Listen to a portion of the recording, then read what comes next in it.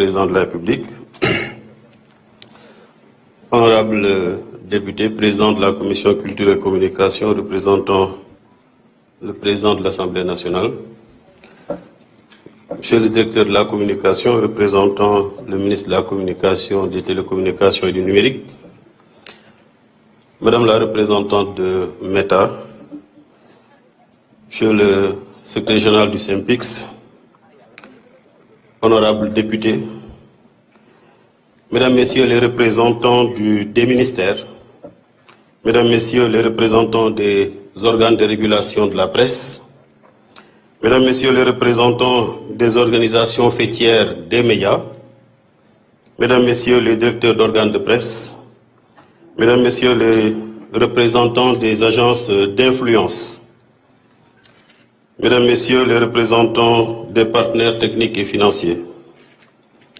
mesdames, messieurs les représentants de la société civile,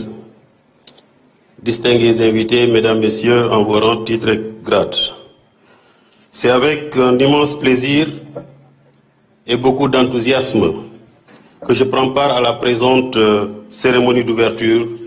des journées de concertation du secteur de la communication. En organisant ces journées, vous vous inscrivez résolument dans la dynamique d'une promotion de la culture de la concertation consubstantielle à l'instauration et à la consolidation de la paix sociale dans notre pays. En matière de dialogue social, la forme la plus élémentaire consiste en l'échange d'informations. Mais cette présente concertation revêt une importance capitale dès lors qu'elle porte sur les règles du jeu pouvant notamment contribuer au respect des principes liés à l'exercice des métiers relatifs à la communication ou à la garantie de la sécurité des professionnels des médias. Et à cet effet, durant ces 3 journées, vous ne manquerez certainement pas de contribuer à une meilleure diffusion du Code de la presse, ou s'il faut le réformer, auprès de tous les acteurs concernés. Il n'est donc point besoin de rappeler aux sachants à la matière que vous êtes les fonctions et les rôles de la presse. Certains, la forme la plus élémentaire consiste en l'échange d'informations. Mais cette présente concertation revêt une importance capitale dès lors qu'elle porte sur les règles du jeu pouvant notamment contribuer au respect des principes liés à l'exercice des métiers relatifs à la communication ou à la garantie de la sécurité des professionnels des médias. Et à cet effet, durant ces 3 journées, vous ne manquerez certainement pas de contribuer à une meilleure diffusion du Code de la presse, ou s'il faut le réformer, auprès de tous les acteurs concernés. Il n'est donc point besoin de rappeler aux sachants à la matière que vous êtes les fonctions et les rôles de la presse. Certains qui ont un penchant vers le social évoqueront les fonctions d'information, d'éducation ou de divertissement de la presse. Les autres, par contre, mettront en exergue les rôles pouvant être dévolus à la presse dans la régulation et l'animation de la vie politique. Ainsi, autant le gouvernement pourrait exprimer ses attentes en termes de disponibilité d'un médium de vulgarisation des politiques publiques en vue de leur appropriation, autant les citoyens nourriraient des aspirations à faire véhiculer leurs préoccupations en direction des pouvoirs publics, et autant ceux qui aspirent à accéder aux fonctions électives manifesteront des velléités de s'adosser à la presse pour divulguer leur vision politique. À la croisée de toutes ces ambitions, souvent opposées, il revient à la presse, en toute responsabilité et réellement à équidistance, d'assumer pleinement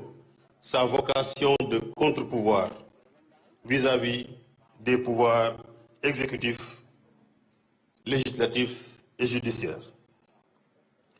Au regard de l'indépendance et du pluralisme inhérent à la nature même de la presse, l'exercice de cette vocation de contre-pouvoir pourrait conduire naturellement à l'orientation des organes de presse vers des lignes éditoriales différentes. Toutefois, au-delà de cette diversité, et dans un contexte plus que jamais marqué par l'émergence des réseaux sociaux, il convient de s'accorder sur les voies les plus indiquées pour, d'une part, pallier les incidences négatives sur les médias, notamment sur la promotion d'une information intègre et crédible, de la cohésion nationale et sur la préservation de la vie privée des citoyens. Et d'autre part, mieux réguler les interventions des nouveaux acteurs projetés au devant de la scène par les réseaux sociaux. Loin d'être une contrainte ou une tentative d'asphyxie, la régulation des médias constitue plutôt un levier conciliant la liberté et la responsabilité de la presse. Et dans l'œuvre d'édification d'une démocratie durable, réguler ne signifie point censurer,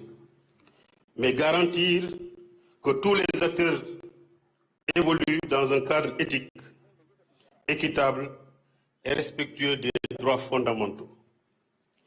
La régulation est d'autant plus urgente qu'aujourd'hui le cyberespace est à la fois un lieu de liberté et un champ de vulnérabilité. Et en cela, nous sommes tous interpellés face à la nécessité de repenser les modèles en vue de réinventer le cadre de concertation entre le gouvernement, les plateformes numériques, la société civile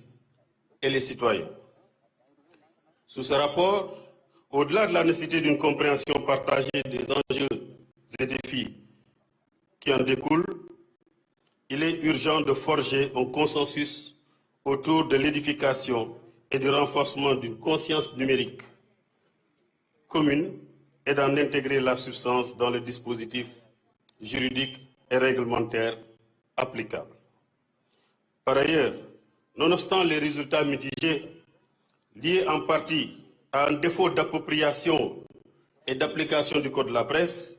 l'écosystème du secteur de la communication n'est jusqu'à présent pas encore propice à la promotion du travail décent et à la compétitivité économique des entreprises. Les conditions économiques dans lesquelles évoluent les médias impactent directement leur indépendance,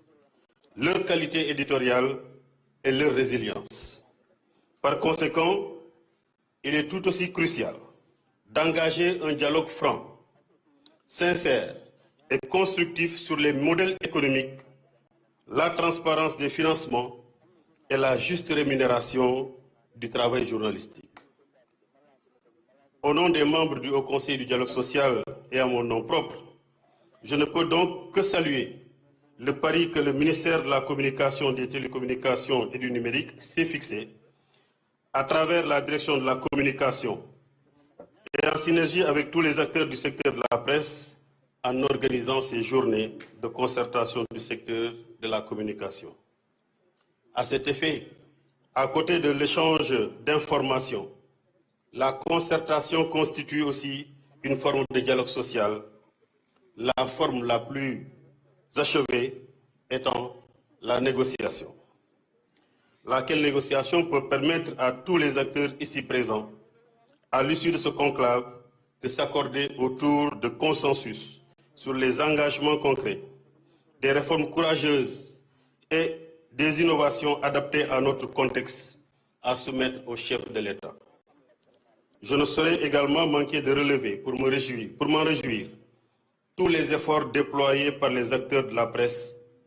notamment ceux du réseau des journalistes en dialogue social, REJDIS, dans l'exercice de notre mission de promotion du dialogue social. En effet, dans cette entreprise d'instauration et de consolidation d'un climat social apaisé, il est judicieux, en matière de traitement de l'information,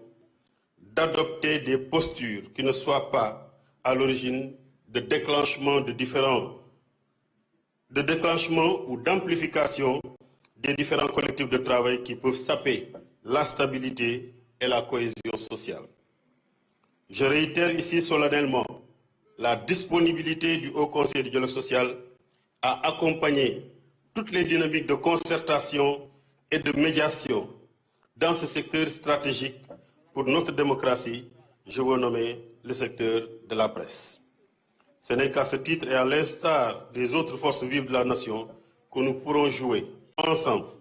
notre partition dans l'avènement d'un Sénégal souverain, juste et prospère,